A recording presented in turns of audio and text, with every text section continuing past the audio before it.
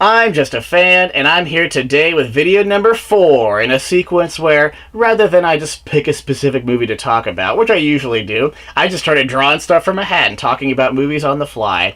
Now, if you've been following along, you know exactly what's going on, and if you haven't been, you might want to check out the video description down there. You can find the links to the earlier videos in this sequence where it all gets started and set up and described. What we've already done is Men in Black, the first movie. We did The Faculty, and then last time I pulled Cool Runnings, and so this time we're going to pull something else. Now, don't forget, if you have or have not been following along, all the movies in the list are all movies I've seen a ton of times, movies that I just love so much, and movies that I kind of recommend to anybody. And also, I watch a lot of reviewers, I read from a lot of movie reviewers and review websites, but I just don't see people talking about these movies very often. I don't watch every movie reviewer and read from every movie website, but at some point you gotta think, wow, like Cool Runnings, right? That was the most recent one. When was the last time I saw someone review in a full context Cool Runnings? I see a lot of references here and there, but really, no one talks about these movies enough, so that's another reason why I chose the ones that are on the list. Anyway, I'm rambling here. Let's just get started, right? So we have 4 more. Let me make sure I have. Sometimes I get stuck in a hat brim thing here. We got 4 more. There's 1, 2, 3, 4, and we're just going to pull them randomly. Don't forget, by the way, we'll do this as I normally do for this thing, where I'm going to do a non-spoiler recommendation for the movie first. That way, if people haven't seen the movie, they don't get it spoiled. They might get excited to see it, or they might say, wow, that sounds like crap, I'm never going to watch it. However way you want to handle it is fine. And then I'll hop into a spoiler section and kind of finish off talking about the movie with, free range and no limits there. So here we go. I'm not even going to look at it first. That's kind of the most exciting part for some people. Everyone else knows what I'm going to pull out, what I did pull out before I do. So here we go. I got the movie. I'm not even going to look at it. I'm going to show it to the camera, and it might be upside down. So just in case it is, we're going to flip it over, and now I get to look at it. What are we going to talk about? Holes! Holes is a good movie. I like that one. I got the DVD for it right here. It's really weird, by the way. The back of the DVD case is like sideways, like a horizontal thing when it should be vertical. Well, it should be vertical, but usually they are. I don't know what the heck that's all about. So here we go. Whether you've seen the movie Holes or not, or read the book or not, we're going to talk about it non-spoilers for a bit here. So yeah, Holes. Holes is a great movie, and it's even a better book for sure. I mean, how many books are not as good as the movie? Anyway, and I haven't read the book, by the way, for a really long time. I only read most of it. It was back in 6th grade or so not for a really long time. The 2 things I can think of when I think about reading the book were it was good, and I didn't even finish it. So those are the 2 memories I have from that. And I haven't seen the movie for a year and a half or 2, so it's been a while since I've seen this either, although I do like it quite a bit. I've seen it lots of times, enough to know what's going on in the story. And speaking of the story, I do apologize if there's anybody out there who's like a big fan of the book and they know it so well. If I say something about the story, I only can draw from this. Like, this is all I have to draw from, so if it doesn't match with what happens in the book or at the right timing or whatever, I apologize. I don't have nothing to work with but this. Anyway, how about this? If you haven't seen the book, or haven't read the book, or seen the movie, what's this about, right? It's called Holes. I even remember thinking when I was a kid, like in 5th and a half grade or 6th grade or whatever, before I read it, I was like, wait, holes? How is that a story? Like, how do you make a story out of holes? Is this like holes in the ground, or is this holes in people's hearts, or black holes? Like, what do you do with that? And when you know the story, after you start reading it or watching the movie, it's actually fantastic. I love the story. The plot here is unique. It's definitely unique, so it's kind of fun in that sense. And the way they play things out, both in I don't know about the book, but both just in story in general, and the way the creators of this movie kind of used visuals and characters and interactions and history of the town they go to make things kind of come together by the end. It's very well fleshed out, and it comes around full circle in lots of ways, especially for big story reasons and for character too. It's just really well done.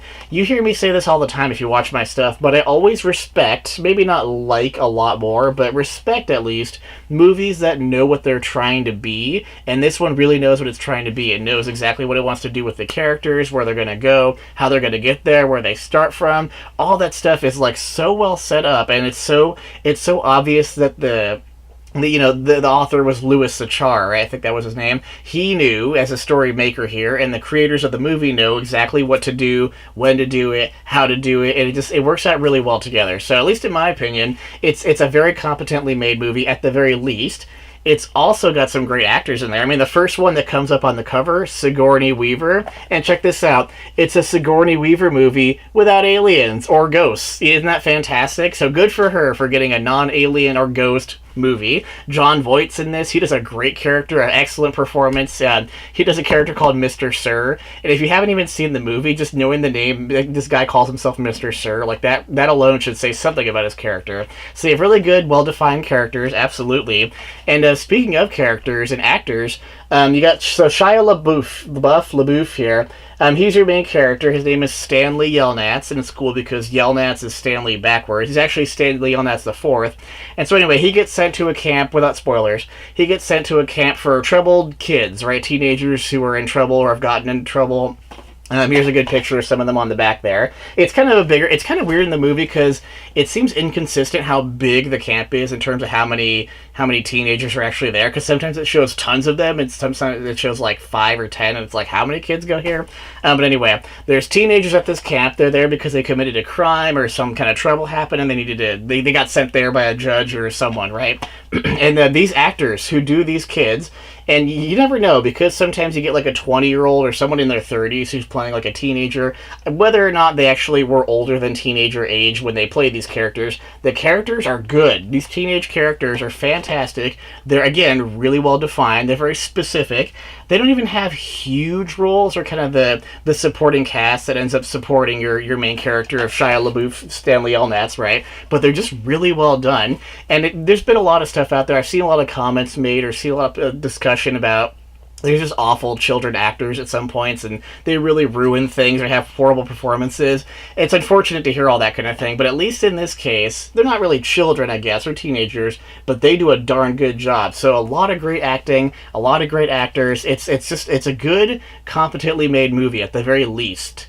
A couple of the things I really like about Holes have to do with how the story is crafted. Not even necessarily the movie, but just the story between the two, regardless of what format it's in. Because I like how it's a realistic movie, so it's like, on Earth, and it has, no sci-fi elements. It's kind of a realistic, believable movie in that sense, but it's got some little touches here and there, especially by the end of the movie, where it's like things that aren't realistic, but it's okay with how they do it. Like it's like little like magical things or little miracle where it's like, oh, that's cool, and like you can't even really explain it, or you can explain it with words, but like science couldn't explain it, I guess, but it still makes perfect sense for the movie. I mean, some movies, so here's what I mean, I guess. Some movies just have like, the cop-out thing or the plot device just to get characters through a situation. It's like, that was really dumb. It doesn't really make sense. But these aren't like that at all. It's like a really well-crafted, smart thing that makes perfect sense for how it serves the characters and how they're created by the characters, too. So there's really good touches of magic here and there. Not like Harry Potter magic,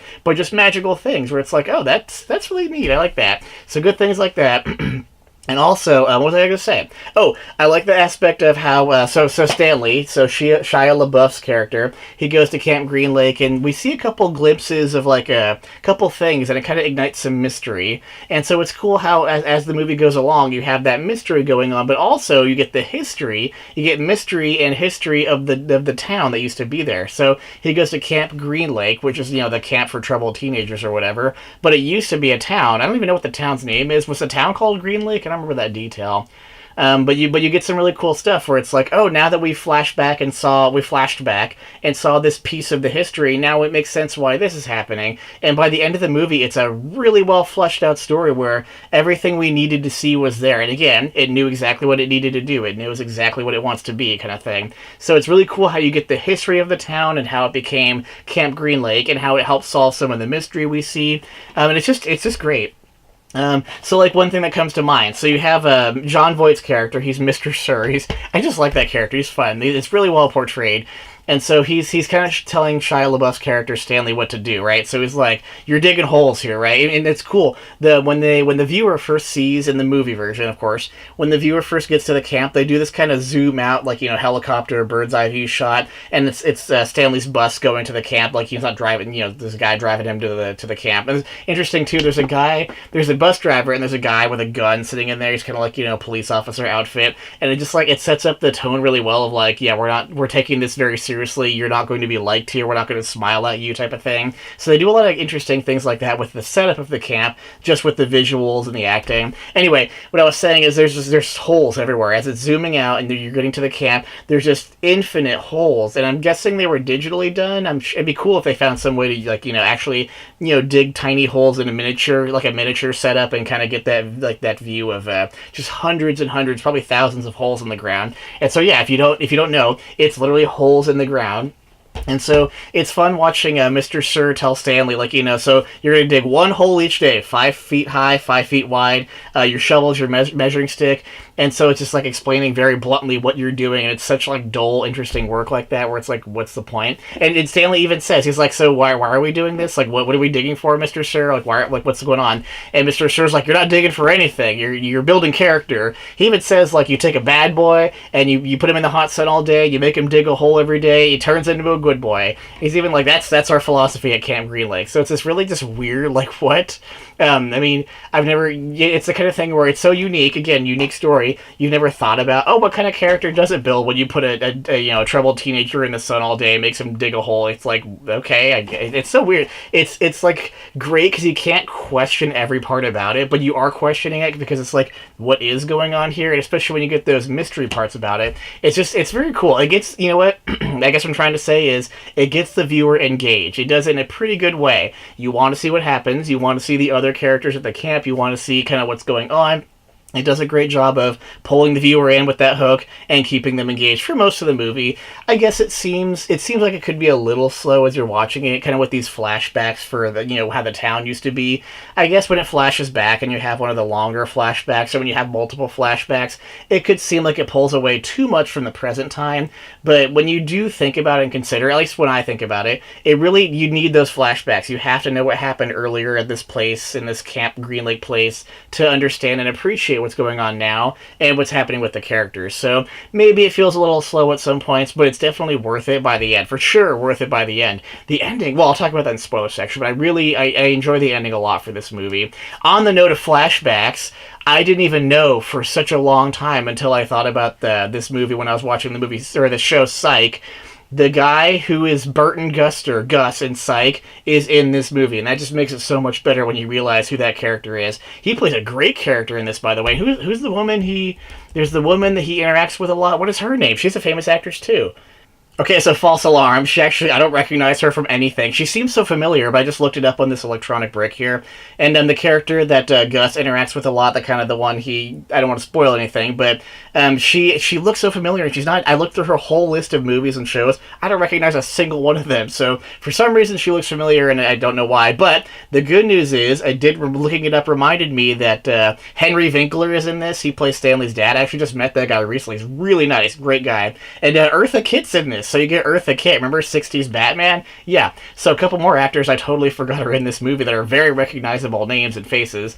Anyway, so it's good stuff. It's all around pretty good stuff. I should probably try to finish up the non-spoiler section so I can hop into spoilers. It's good. It's things are well defined, not just characters and story, but just kind of even things for the character, right? So Stanley, he's kind of getting a pretty good. The viewer gets a few minutes of John Voight's character, Mr. Sir, describing to Stanley what it's like here. You get shower tokens, you get this many per week, you get 2 outfits, one for work, one for relaxation. You might have noticed it's like the orange kind of jumpsuit outfit there, so you get one for work, one for relaxation, and then you rotate them and one gets washed or whatever, so it's like, well defined this and that, and the one hole each day, and here's how we do this and that. So it's pretty well defined, so the viewer gets a good idea of the situation and the conditions the characters are in, and as the movie goes along, it does a pretty good job of kind of portraying those conditions, that's really rough. One of the things he says at the beginning is what happened. So there's the bus driver. He doesn't get off the bus, but there's like the police officer type person and Stanley. They get off the bus, and so Mr. Sir he goes to a refrigerator and he pulls out like a root beer type of thing, or it could be a beer, I guess. And Stanley thinks it's for him, so he reaches for it and he like looks at him all weird. He's like, oh man, that's not good. And he gives it to that security guard there guy, and he said, and Mr. Sir says to Stanley, "Are you thirsty, Stanley?" He's like, "Yes, Mr. Sir." He's like, "Well, you better get used to it. You're gonna be thirsty for the next 18 months." It's like, bam. blunt, simple, to the point, and it kind of, again, it serves the characters well, and it also serves the situation that Stanley's in. So good defining of the situation for sure for me, and that's just the beginning, right? It defines it well later too. When Stanley starts getting in some troubles at the camp, not that he necessarily. That's a cool thing about the movie too. I haven't even said this yet, I don't think. But part of the movie is that, like, right off the bat, it's kind of established that Stanley isn't a troubled kid. Like, he does not deserve to be at the camp. One of the first scenes is, I think it's the first scene, something kind of happens to him, and it's like he had no. It's a big surprise there. I mean, the thing that happens to him probably hasn't happened to like 99.3% of the entire population on Earth. So this thing happens to him, and for the viewer, it's like very obvious that he has no idea why it happened, how it happened, and that, like, he's getting sent to this camp for troubled teenagers completely against, morals and his own will, kind of thing, of course. So it's interesting watching him go through that for the viewer, and really knowing that the whole time. You kind of feel for him, of course, and also you're getting engaged by the acting and by the story and by the mystery and history and stuff like that. So I like that aspect of knowing that right off the bat, because it could have done some mystery of, like, he claims he never did anything and the viewer doesn't know that. But the viewer for this kind of story, they really do need to know that he is innocent the whole time, because it just works better. It helps you identify with his character better, and it helps you identify with how he reacts to things better. There's a couple situations here. He does, like I said, he gets into a little bit of trouble, a couple struggles, and some things kind of, go really rough for a bit there. So it's pretty well acted. It's pretty well, played out with the screenplay. So it's good stuff. Where by the end of it, you do really have your first act, your second act, and your climax and resolution. It really has a good story arc that fits really well with just any decent story, right? So I like how it all comes together in that way. It kind of follows hits the right beats it needs to hit to kind of be a complete story for sure. It really makes me want to read the book again, because it's got if the movie's this good and has this great of a setup, the book's got to be fantastic. And people always say it's great. I mean, if you bring up the book Holes, anybody who's read it, like, oh yeah, Holes for sure, it's great. So a lot of respect for it there. I'm trying to think if there's anything else non-spoiler. I mean, these are hard because I don't plan ahead what I'm going to say. I mean, I'm going to review another thing here soon, and I know exactly what movie it is. I know exactly what it's going to be. I know exactly what I want to say about it. And so it's like, I don't write scripts. That's one thing I could point out, I guess. I don't script anything I say anyway, but at least I know what the movie is, and I know what I'm going to say going into it. These, I'm like, I don't know what's going to happen. But maybe I'll just say, if anything else, a couple more seconds to think about it. I like Stanley's camp counselor kind of guy. Like, his name, what's his name? He's played by Tim, I don't recognize the actor's name, Tim Blake Nelson. Don't recognize that guy, but he plays this one camp counselor kind of guy called Dr. Pendansky, and I like his characters because he seems nice, and he kind of is genuinely kind of nice. I mean, the way they introduce his character, he's kind of like he's a little bit of a pushover in terms of to his equals. Like, obviously he's kind of more at a higher status at this camp than the kids are, but like Mr. Sir is kind of mean to him, and he's kind of like, whatever, man, like, who cares about you a little bit or what you think. But the way they introduce his character is kind of fun. The way his character goes about what he tries to do, it's interesting, and it's kind of fun. Like, where there's like almost a little bit of humanity. I guess that's one part I like about it. He's like almost like an actual respectful, nice person who cares about these kids. And there's a couple of cool scenes where it's like, hey, he's actually kind of supporting them, socially and emotionally, and kind of as a camp counselor should. But then really when it comes down to it, he just is part of this system, part of this horrible, evil empire system that can't be beat kind of thing. And I guess that's a cool part about it. It really feels like you have Stanley and all these other kids who are trying to, well, I guess they're not trying. Some of them do a little bit, but most of them are just mindless slaves in this empire that's kind of been set up to completely, just have them do their work, and they can't do anything about it. There's no way to get around it, anything like that. So it's good. And I really want to talk about spoilers now, because it makes me think of so many things I could say with spoilers. So let's do that. So let's stop myself right there and go to the spoiler section for Holes. Definitely, if you have not seen it, watch the movie, or even better, read the book. I mean, the books, I don't want to downplay a book for sure, because it's going to be much better than the movie could ever be. That's pretty much always the case. So read the book, watch the movie, do one, do the other, do both, whatever. But definitely get into it if you haven't before, because it's definitely worth it. I haven't ever seen someone say it's like complete crap or horrible. I'm sure there's some people who don't like it like a little bit, but it's pretty solid. And that was interesting. I was looking at IMDb for the actors earlier, and I noticed it had a 7.0 out of 10 on IMDb, which is a little bit lower than I think it should be. I would give it like 8.5 kind of thing, a little bit better. It's not an absolute masterpiece, so for sure don't be expecting, like, ultimate quality of best movie ever. But for what it is, and for what it tries to do, it really deserves a lot of credit, so get into it, watch the movie, read the book, do both. Let's talk about spoilers now. Do not spoil the movie for yourself, especially this one with the whole mystery history. It's definitely one to not watch this for before you actually see the story for yourself. So here we go, spoilers for Holes. And I gotta say, I love spoiler sections because I can talk freely about a story without having to worry about what I say. It's so much easier. So Holes is good. I love the climax here. I love how, Stanley he uses his family history to realize the full potential of his life and kind of his whole family thing. I love the concept of his grandfather is, he's kind of telling all these old stories about his dad or his grandfather. He's like, it's all duty or dirty, rotten, no good, pig stealing great-great-grandfather. Like, I love that stuff, and how Stanley's parents are kind of like, oh, Dad, like, come on, man, like, just drop it, or, like, stop talking about it so much. But I love how Stanley's like, no, I want to hear about this. I'm interested. It's really cool seeing a kid, like, a teenage kid, and this is back in the, I don't know, was this the late 90s, early 90s, mid-90s, 80s? No, 90s, definitely 90s, but it's cool seeing a kid, really respect his grandfather and want to hear more about that kind of thing.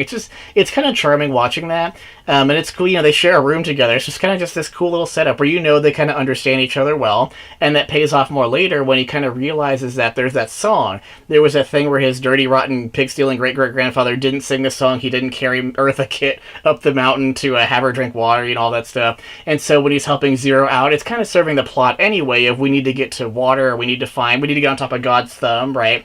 So he's doing all these things anyway, and he kind of realizes, even without even realizing it, that he's kind of doing the same thing that his grandfather or great-great-grandfather was supposed to be doing, and it pays off very well. I like how it all comes together. It's very awesome.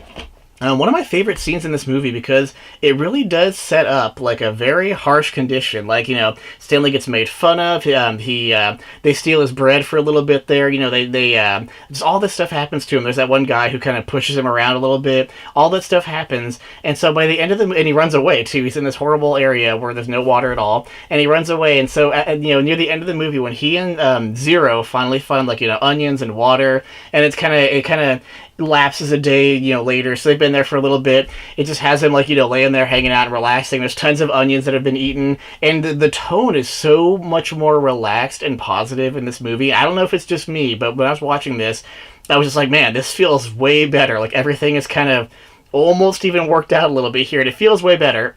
And Stanley even says, Zero, I don't know, I just have this feeling that, everything's cool, man. Everything's worked out. And it's he even says it. He says exactly what I was feeling, or what I do feel when I watch this movie. It's a really interesting hit there, where it's man, everything's cool. It all really came together, both for the story, obviously, but also for the character Stanley. He kind of realizes things, and I love how he forgives Zero, or not even forgives him. He just says, what, I'm glad you stole the shoes.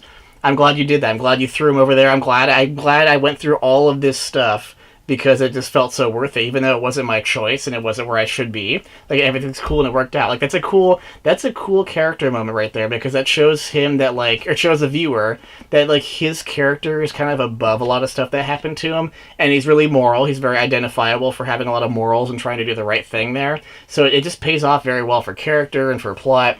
It's definitely awesome. How about some other things in this movie that are spoilery things that I can talk about? I like how there's this warden that you don't get to find out about for a while. I like how it's Sigourney Weaver. She's a pretty good actress to have just be the warden, right? It's kind of because they talk about the warden, how you should know. That's what Dr. Pendansky says. He says, do not upset the warden. That's the number one rule here at Camp Green Lake. And Stanley's like, yeah, he seemed really annoyed. He's like, oh, Mr. Sir, he's not the warden. They kind of have that little thing in there where it's who's this warden person?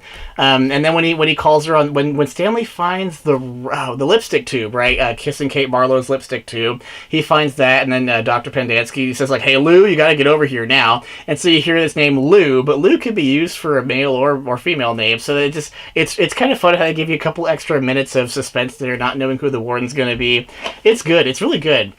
I love this whole thing in the past where, you have Gus, who's the onion guy, Sam. He has his donkey, Mary Lou. It's really great how they have his, thing about onions. Onions are great for you. I honestly don't eat a lot of onion. I had one on a sandwich earlier recently. It was pretty good. So onions, good stuff, but I never realized it was like this fantastic nature's magic vegetable, right? So I never thought about it like that. But it's fun watching a guy, have all these ointments and potions and cures and great things that are healthy and good for you. And he says, Mary Lou here's over 100 years old and all she eats is onions. It's fun. They play it out very well, and the character Sam knows exactly what he's doing, and he's very good about doing it, and he's very nice and moral. And then, of course, he ends up dying because crappy racism exists in this stupid world. And but I just like how it comes together. It's cool, and I love the idea of the teacher. What's her name? I know she's kissing Kate Barlow at the end, like she becomes the evil lady. But what is her name? Miss Catherine. He calls her Miss Catherine, right? I love the idea of Miss Catherine being a very nice, very well respected, very beautiful, woman who works at the schoolhouse. She's a teacher. It's like great. She teaches kids, and they seem to like her, and she teaches adults because they used to do that back then, kind of thing. And how she turns into she gets warped and twisted and so frustrated that she turns into this outlaw kissing Kate Barlow. That's a really cool concept, and they don't spend a heck of a lot of time on it. It's kind of there, lipstick tube, KB. I wonder what KB is. And then the flashes back to Stanley talking to his dad about kissing Kate Barlow or whatever. It's kind of there throughout the whole story, and when you realize oh, that's kissing Kate Barlow, and that's why she did that, and that's where she went, and she ended up stealing all that treasure and buried it, and it all comes together so well. I like it. So good stuff there. Good characters in the past, good characters in the present, good connections between the two and why it all matters. I like how they didn't overdo that. I mean, it could seem kind of overdone, right? I mean, Stanley ends up with a literal chest of treasures and deeds worth $25,000, a lot more now, millions. He ends up with all that stuff, so it seems like it's kind of overdone, but it's really not so much to me to be a problem. It's not like kissing Kate Barlow was his aunt or his great aunt or something. There could have been all these relations and things and this and that, and they could have made it in movies and sequels these days, it's like everyone has to be related to that person and this person, and we're all expecting it. And it's just they try so hard to connect every single thing in movies these days, especially big budget movies. And back in Holes, it was just nope, this is just the story, and that's how it connects together, and boom, that's where it goes. So it's good. I think it's competently done, like I've been saying the whole time, in a way where it's creative enough and unique enough and fun enough for the viewer and the reader for the book, and it's good. It comes together so well. Those are some details, obviously, that I like more about the movie. Is there anything else to talk about? So, there's a couple things in this movie that I actually really enjoy that don't really have a huge impact or bearing on the rest of the movie. A couple little things, it's like Stanley's first day or one of his first days, and I like how they have that little shed where all the shovels are. It says library on it, and Mr. Sir's all right, come get it. And he opens up the door, and there's all shovels inside. So Stanley takes one, and X-Ray, he's kind of like the head guy of the gang there, the tent or whatever they live in. I mean, so that's the thing I don't really get about this movie. Is it a bunch of tents? How many tents are there? Because there's lots of background characters and extras that we never see or hear about much. So I'm just curious how big the whole place is, and what's the proportional size here we have. Anyway, so X-Ray takes Stanley's shovel, and he throws his own shovel on the ground for Stanley to pick up, And for a couple things, it's good for character, because X-Ray's the boss, he's bossy, he kind of says who gets what and who does what, and Stanley doesn't stand up to him, right? So Stanley just kind of lets it happen and just looks at him weird and picks up the shovel. It's kind of getting pushed over, right? So it serves that character, it serves X-Ray's character, and then you have that thing where I think it's Squid. I get the names mixed. I love the nickname thing though. I just don't know exactly who's who all the time. I think Squid's shorter. It's a shovel. It's shorter than all the rest. So shorter shovel, shorter hole, right, or whatever. So smaller shovel, smaller hole. So it's kind of cool they have that scene in there, even though it doesn't really have anything to do with the rest of the movie, which is fine. I mean, movies, they can have these things. It's a short, simple thing that again served character. Another scene that comes to mind when thinking about this is the one where they're in their tent. They're kind of in a circle with chairs, and it's Dr. Pendansky's there, and they're just talking about life. It's kind of a cool little thing, because I would imagine if there really was a camp for troubled teenagers, I have no idea what it'd be like, but if there really was one where they're trying to actually help kids figure out just themselves and life and stuff like that, they really would just take some time. Sometimes they have their camp counselor just sit with the kids and talk about stuff. So they're talking about one of them's yeah, I stole a dog because it's criminal that they put all those animals in cages and stuff, and Pendanski's like, no, what you did was criminal, kind of thing. So these guys try, and they're like laughing at each other, making jokes and stuff like that. So it's like, it seems really healthy and fun and cool. So it's cool to see that for the characters. And I like how and Pendanski starts like challenging Caveman and Zero a little bit. So it's like, so you're Caveman now, because he asks him like, you're all here because of one person. You know who that person is? And Stanley's like, yeah, my dirty rotten pig stealing great great grandfather, whatever. It's like a joke, they're all having fun. But he's like, so you're Caveman now, big shot, got a nickname. He's kind of challenging him on that kind of thing. And then at some point he comes around to Zero, and he's because he's they're talking about, it's cool because they're revealing character for some of these kids, they're building up character for other ones and showing where they are, and there's still that kid Zero who's a great character, and he's like, so Zero, what's your thing? Even you're not completely useless or whatever. He's like, you just won't talk to me, and he's like, you think you're better than all this? Like, he's got that like great look on his face. It's a pretty good take. So it's good stuff because it doesn't really serve the whole rest of the movie necessarily, but it's just like, it's so believable for the characters, that type of scene. So it's good. I like that kind of stuff in the movie. It's great. I like how, one thing I was talking about earlier, where there's kind of some magical touches to this movie. I love the concept that as soon as what is it? So Henry Winkler, so Stanley's dad, he's trying to make like the no foot odor, like get rid of foot scent for the rest of your life kind of thing, is like product or whatever. And he's got peaches on the top of the top of the stove or whatever, on that one little awning, the stove awning, whatever that's called. And he's got like onions in the pot. And then as soon as Stanley kind of solves everything, he carries Zero up to the mountain, and he makes sure he gets some water and he's okay, kind of thing, taking care of his friend. And it's a good friendship thing there. It's like, wow, that's what friends do, kind of thing. And so, the peaches accidentally fall into the onions, and he's like, wait, that's a secret, peaches and onions, which is, of course, what Gus, he was selling in Miss Catherine, which she was really famous for making. So I like how, those things come together. That's what I meant earlier, where it's like, you can't explain that with science, the fact that all that coincidentally all happened, but it's like, of course it did. Like, of course it's peaches and onions. Of course it matches, the pure, true love those two characters have. Of course it happens right after, Stanley gets Zero up the mountain. I just, I'm saying things that don't need to be said here, because, if you see in the movie, of course, this is what happens, but it's so well done. I really appreciate, I guess I'll say, I really appreciate the fact that they did really, in the story, go with these things. That does happen at that time. That happens at that time. And of course, when they go back to camp, Stanley realizes that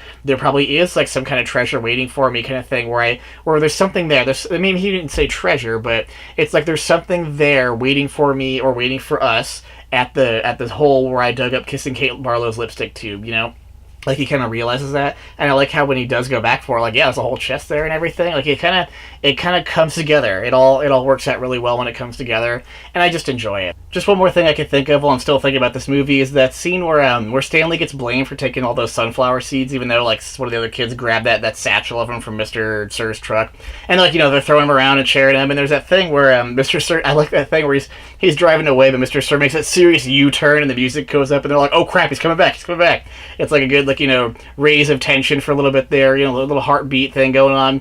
And so he takes Stanley to the warden, and he's like, he stole the sunflower seeds, but he even knows, I think he's covering for X-ray or something. He kind of knows, how he says he's I got eyes in the back of my head, and he's so full of himself.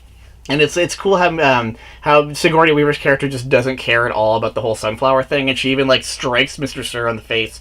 And it's cool because it's a surprise for the viewer and the characters, because you think that she's kind of hard and she's very serious and he's going to get in big trouble there, kind of thing. And he doesn't at all, but she's still establishing, her dominance of the camp and her assertiveness. And so even though she doesn't do anything mean to Stanley, she's still don't cross me, kind of thing. So it's cool how it kind of portrays that. And it's another one of those scenes where it's just it doesn't really have a lot to do with the rest of the movie, but it's there. It does. That's the thing where he comes back and Zero finished digging his hole for him because he took the blame. So it kind of establishes more of their friendship. It kind of connects Zero and Stanley together more, but it works. It's good. It's a good movie. I keep saying that a lot. I hope I'm not overstating myself by just saying I like this, I like that. It's good because it really is. I do like holes. I think that's maybe a good place to stop. I can't think of huge other things to say. Maybe I like the very end. It's cool at the very end how they have their treasure chest full of just absolute treasures and things. I like how they do that scene. It's a little overdone that they get absolutely filthy rich type of thing. Not that they're going to be filthy about it, but just it seems like it's too good to be true, but I guess that's the point. Like, it's kind of too good to be true at that point. And Stanley kind of did what he needed to do to kind of earn. I mean, not that he even earned a bad life or a troubled life, but he kind of really, his character really earned, a lot of reward. I guess if you could say it that way.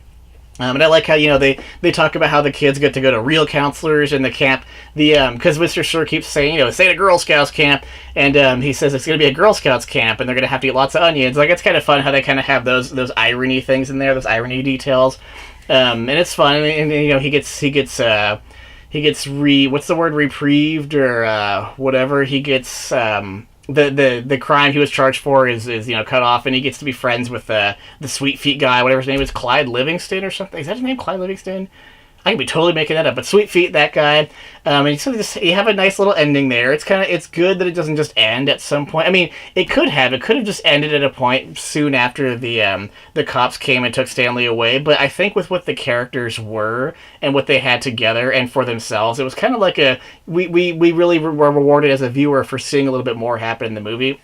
And how it all ends up. And I do like the last line at the very end where they have that statue with the shovel there. It's cool because they're kind of honoring what brought them together. Because Stanley and Zero are neighbors now, kind of thing. And it's cool to have that shovel there with the statue. It's kind of like, this symbolizes something for us because we went through heck just to get to where we are now. And that last line before it fades out is Stanley saying, I guess you'll have to fill in the rest of the holes yourself. Like, it's a fair line. It's kind of cheesy because, there shouldn't be a lot of holes left to fill. I mean, in this is a movie where they try to explain almost everything, even if not everything is, again, scientifically explainable. They at least kind of give us everything we need. So it's like a fair, cheesy line to kind of lead off the movie with, but it's cool because if you do have a question, it's like, well, it doesn't have, I guess that's one thing it does. It doesn't have an answer. Like he's saying, if you as the viewer or reader need more, you're not going to get it. Like this is it. Like the story ends here. We don't have any more details to offer, so I guess you have to fill in the rest of the holes yourself. I guess it works when I think about it now. It just seems kind of cheesy still. Anyway, speaking of endings, let's end this review. I like Holes. It's good. Watch it because you already did because you're in the spoiler section, but watch it again, read it again, and if you spoiled it for yourself, shame, because there's a lot of good stuff in this story that you really should not know before you watch it. It's a good one to watch without spoilers. Anyway, thanks for watching very much. If you want me to say something else that I didn't say about the movie, let me know. If I said something and said it totally wrong, let me know. If you want me to say something I didn't say at all, let me know. Anything you want me to say or address or questions to answer, do it. You can make some comments, you can send some messages, you can send emails to contactjustafan@gmail.com. I see that email multiple times a day, so anything you want to say, I will be there to respond to it, and I would love to hear what people say about the movie, because it sounds like it's pretty well liked. Obviously not the masterpiece, but yeah, it'd just be interesting to see if someone actually hates it or anything like that. I'm not saying that someone can't hate it. I just really like it. So do all that stuff. If you're enjoying the draw from a hat thing, we have 3 more to go. So I guess we're at the halfway point, or over the halfway point slightly. I'll put the movies that are still in here. There's 3 more. I'll put them on the screen right now so you can see what those are and what's still available. I'm really excited for a couple of them. So Clue. I'm really excited about Clue. Can't wait to pull that one. We also have Galaxy Quest, which I have the DVD for here as well. Ironically, coincidentally, it's a Sigourney Weaver movie with aliens, so you got a good Sigourney Weaver movie over here too. And the last one we have to pull from is, what is it? Oh, Jumanji, right.